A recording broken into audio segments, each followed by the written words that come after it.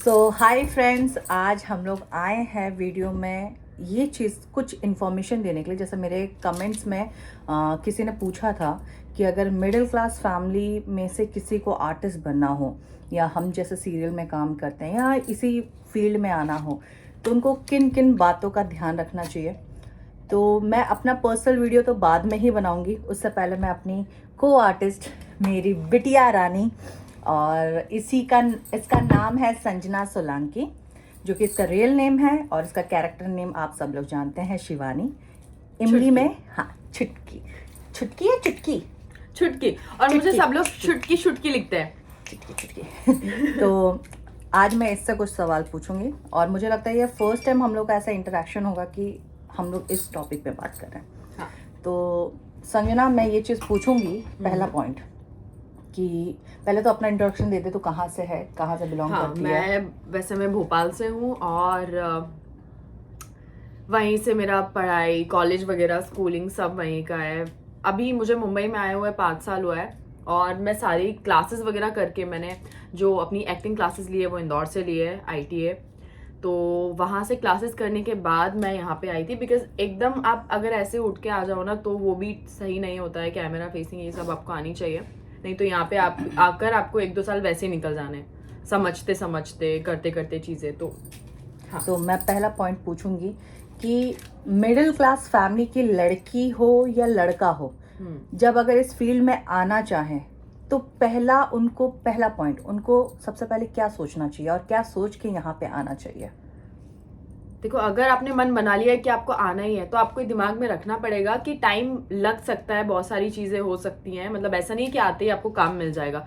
इस चीज़ के लिए आपको बहुत पेशेंस रखना पड़ेगा, आपको सोच के चलना पड़ेगा कि आप 1 साल तो समझने में ही आपको लग जाएगी। मतलब मुंबई ऐसी है कि आपको 1 साल यहाँ समझने में लग जाएगा, कैसे काम होता है, कहाँ ऑडिशंस होते हैं, क्या होता है, तो ये सारी चीज़ों में लग जाएगा। तो आपको पेशेंस लेके घर से आना पड़ेगा, ये तो पहली बात हो गई है। और यहाँ पे काम मिलना ये भी नहीं बोल सकते मुश्किल है, मतलब इजी भी नहीं है, बहुत मुश्किल है, बहुत इजी भी नहीं है। मतलब कैसे बताऊँ मैं, यार यहाँ पे ऐसा है, मेहनत करते जाओ, ऑडिशंस देते जाओ, आपको बहुत घूमना पड़ता है स्टार्टिंग में, क्योंकि जब तक लोग आपको जानेंगे नहीं, कास्टिंग पर्सन होते हैं बहुत सारे, तो वो आप एफर्ट्स डालोगे ना, जितना आप उनको ऑडिशंस दोगे, जाके उनसे मिलोगे, तब जाके वो आपको जानने लगेंगे कि हाँ ये कोई बंदा है, ये कोई बंदी है जो बार बार आके ऑडिशन देता रहता है, तो चलो इसकी प्रोफाइल आगे भेज देते हैं। तो ये सारी चीजें होती हैं। सो आपको ना बार बार ट्राई करना पड़ता है। तो हाँ, स्ट्रगल तो है। आई थिंक सबसे इम्पोर्टेंट ये भी है कि अगर आप आओ तो जैसे संजना ने कहा कि ये टाइम लग सकता है, तो you should have the backup, या एटलीस्ट पैसे का, क्योंकि बॉम्बे में अगर आप PG में भी रहोगे स्टिल इट्स एक्सपेंसिव। आपकी डे टू डे लाइफ, मतलब आप समझ सकते हैं कि minimum you should have 20,000 per month का खर्चा। हाँ, ये मिनिमम है। जब आप PG में रह रहे हैं जहाँ पे 4-5 लोग साथ में रह रहे हैं, ये मिनिमम है। और इसमें भी गारंटी नहीं है कि आपको तुरंत काम मिलेगा। और जितना हो सके अपना बेस स्ट्रॉन्ग करके आएंगे तो वो ज़्यादा अच्छा है। जैसे संजना ने कहा, जैसे इसने अपना एक्टिंग क्लासेस लिया है, ये ट्रेंड होके आई है, उसके बाद भी जब ये इस लेवल पे आई है और इसने बोला 5 साल का, मतलब आप समझ सकते हैं 5 साल में इसने कितना स्ट्रगल किया होगा। तो you have to be very clear, very focused, और हो सके तो अपना बेस जितना मजबूत रख सकते हैं, पिज्जा की तरह जितना मजबूत रखेंगे, चाहे इतना मजबूत वो देखियोगी ना आपने, अरे मिलेगा अरे तो पहली बात तो अपने ऊपर कोई पॉइंट आउट नहीं कीजिए कि आपको एक्टिंग आनी चाहिए।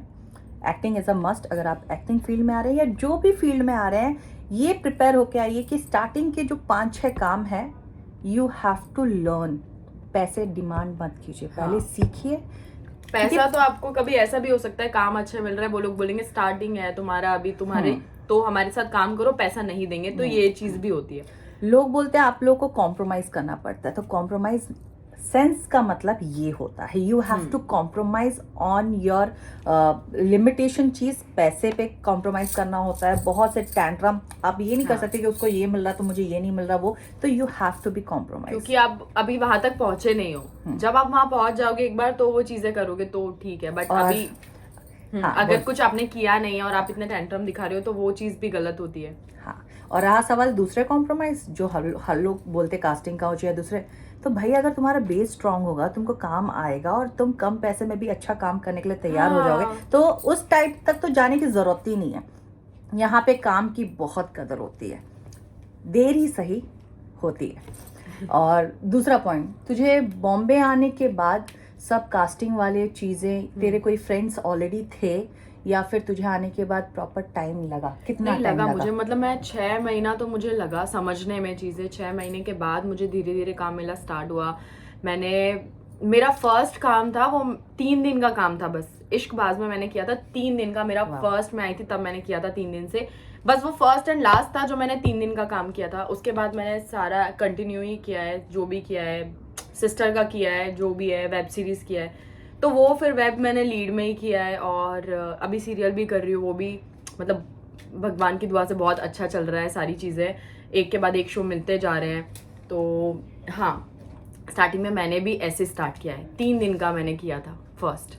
तो मुझे बता, वो जो 6 महीने का ड्यूरेशन है, हाँ। जब काम नहीं मिल रहा था, व्हेन यू आर स्ट्रगलिंग, तो क्या फीलिंग्स आता था? मतलब तू हिम्मत हार गई थी या कभी मैं ऐसा हाँ, होता मुझे कभी था? ऐसा फील होता था यार मैं क्यों आ गई यहाँ पे। मतलब मैं इतनी परेशान हो जाती थी ना, मुझे कभी कभी लिटरली लगता था ऐसे कि यार मैं चली जाती हूँ यार वापस। बट ऐसा होता था नहीं, अभी एक बार आ गई हूँ, अब जाऊंगी तो लोग बोलेंगे अच्छा गई थी वहां पे, अभी कुछ तो हुआ तो है नहीं, मतलब टॉन्ट तो मारते ही है ना।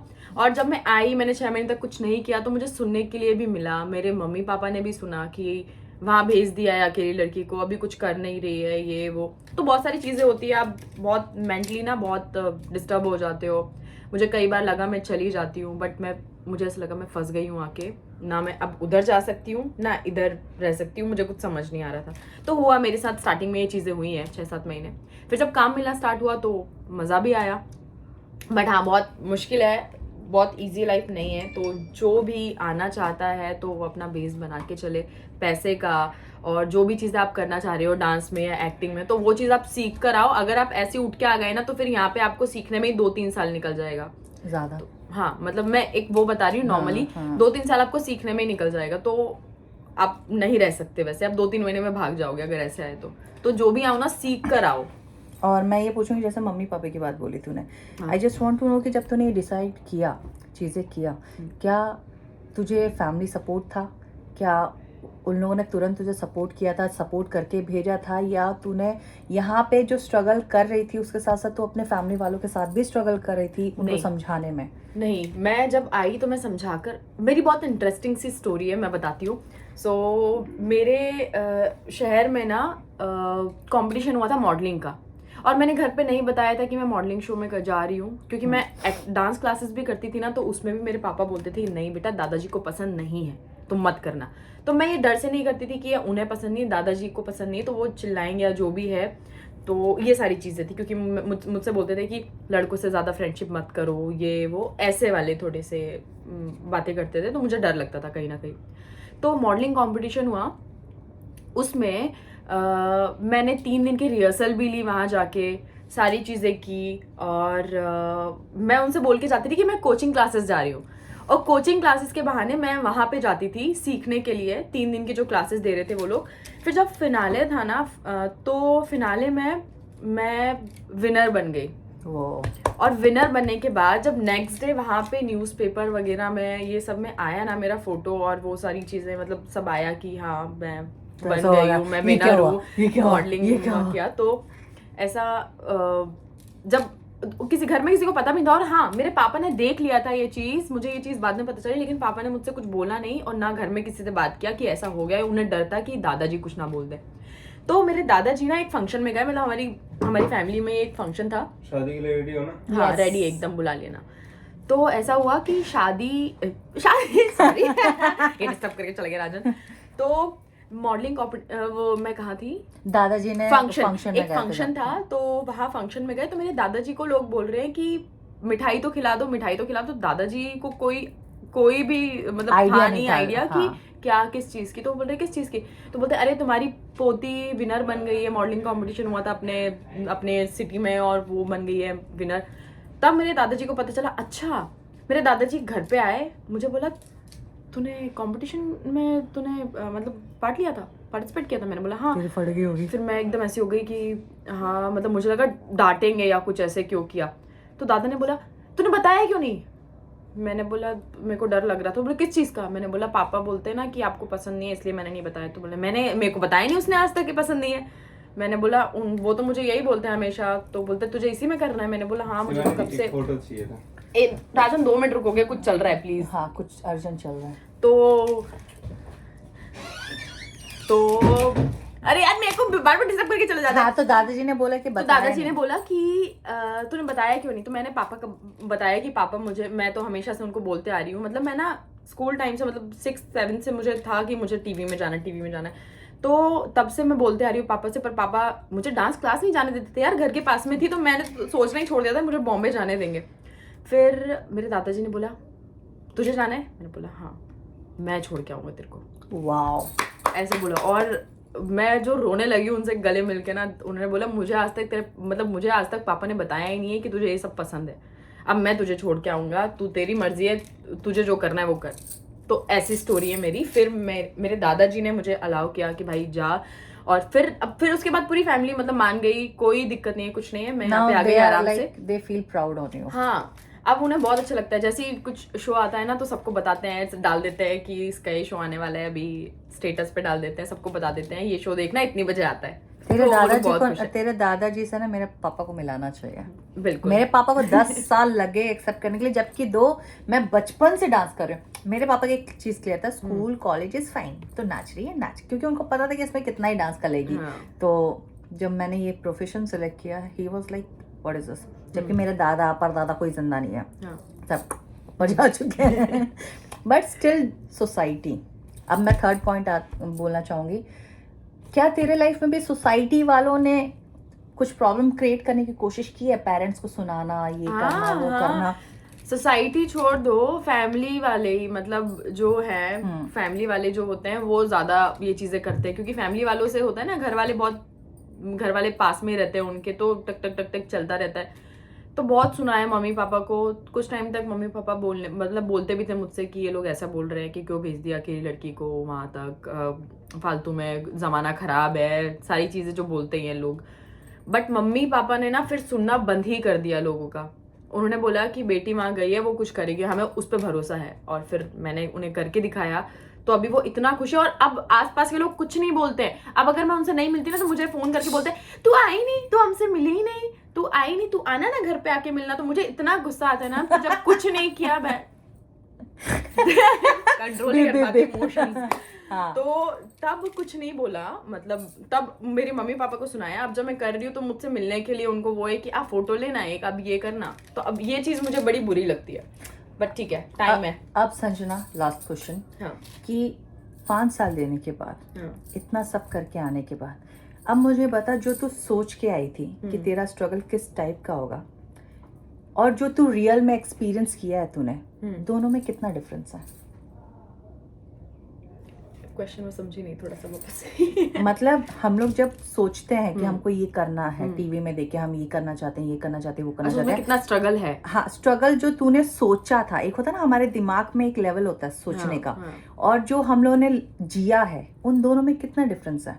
इमेजिनेशन जो तेरा था काम को लेके और स्ट्रगल को लेके, और जब तूने वो सब डेडिकेशन में किया, तो तुझे एक्चुअली कितना स्ट्रगल हुआ या कितना इजी हुआ चीजें करने में? स्ट्रगल तो मैंने भी किया है। मतलब जैसे मैंने बताया 6-7 महीने मैंने बस काम के लिए मैं प्रोडक्शन मैं बोल रही हूँ कि जो तूने सोचा तो होगा ना जब तू बैग पैक करके बॉम्बे आई होगी। हाँ, तो मैं इतना नहीं सोचा था मैंने कि इतना स्ट्रगल होगा।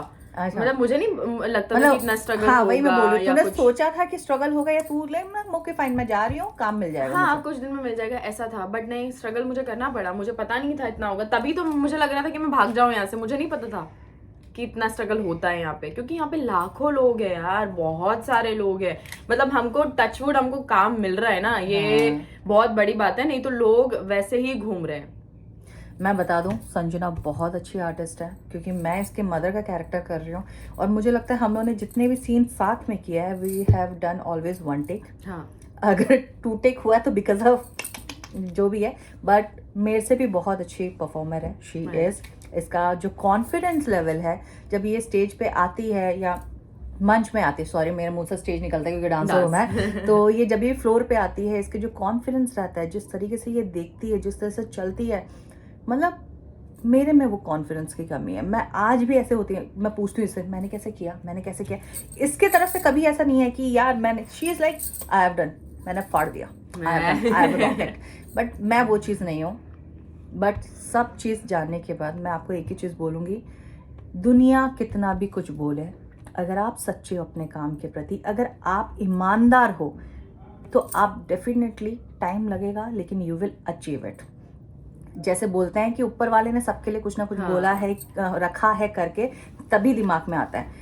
अगर आप भटक गए, जैसे संजना के 6 महीने में अगर ये भटक जाती, अगर ये सच में डिमोटिवेट हो जाती, ये डिप्रेशन में आ जाती, तो शायद ये बॉम्बे छोड़ के चली जाती। तो she was very strong personality, she is very strong personality, जो अभी तक टिकी है। तो जो भी अपने घर से निकलेगा तो ये सोच के निकलेगा कि मुझे वापस पलट के नहीं आना है, कुछ भी हो जाए मुझे अच्छा काम करना है, गलत ट्रैक नहीं पकड़ना है, गलत काम नहीं पकड़ना है। भले ही आपको एक टाइम का खाना खा के करना पड़े, डू इट, स्ट्रगल कीजिए। वो एक टाइम का खाना आपके लिए वो सेक्रीफाइस है जो कि आपको बहुत अच्छा एक्सपीरियंस देगा। और ये चीजें बाद में याद आएंगी, क्योंकि अगर यहाँ आए स्ट्रगल नहीं किया तो क्या ही किया फिर, मतलब स्ट्रगल भी अगर यहाँ आए हो ना तो स्ट्रगल भी जरूरी है। मजा आता है फिर, अभी सोच के मजा आता है यार वैसे उस टाइम पे कैसे रहते थे, कैसे खाते थे। सच में ऐसा होता था कि मैं जब ऑडिशन के लिए निकलती थी ना, सुबह खाना खा के निकलती थी, रात को फिर आके थक के मैं सो जाती थी। ऐसा होता था लिटरली, मतलब ऐसी हालत हो गई थी मेरी, मैं क्या ही बताऊं। आई थिंक, और मैं सीरियस बोला आज वीडियो के थ्रू से, वो सब जो जर्नी तेरे दिमाग में भी वापस आ गया, मेरे दिमाग में भी वापस आ गया। भले ही हम लोगों ने ये 16-17 मिनट में, 18 मिनट में आपको बहुत शॉर्टकट में बताया, but it was not a easy task, क्योंकि 5 साल इसने यहाँ पे दिया है, उससे पहले उसने कम से कम 2 साल दिया होगा। तो it's been a like 7-8 years का जर्नी, या मैं बोलूँगी 10 साल का जर्नी, तब जाके आप कुछ अचीव कर सकते हैं। वो रूट 10 साल से ही जुड़ा रहता है। और आज ये जो काम कर रही है, ये आने वाले 10 साल के लिए, इसके लिए बहुत अपर लेवल के लिए होगा। तो हम इधर ही खत्म करते हैं। थैंक यू सो मच चुटकी मेरी बच्ची। Thank you.